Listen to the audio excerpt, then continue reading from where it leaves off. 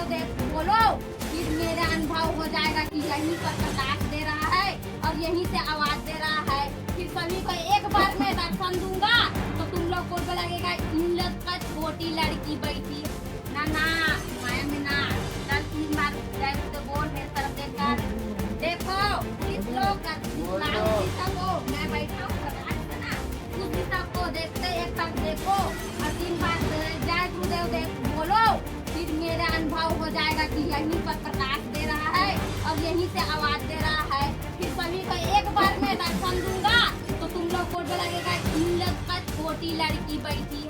ना ना माया में ना। कल 3 बार जय तो बोल मेरे तरफ देखकर देखो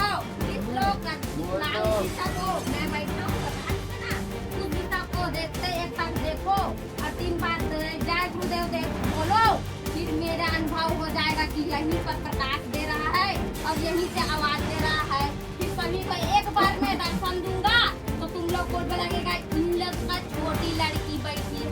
ना ना माया में ना। कल 3 बार जय तो बोल मेरे तरफ देखकर देखो इस लोग का को मैं बैठा हूँ प्रकाश में ना, उसी सबको देखते एक साथ देखो और 3 बार जय गुरुदेव देव बोलो, फिर मेरा अनुभव हो जाएगा कि यहीं पर प्रकाश दे रहा है और यहीं से आवाज दे रहा है।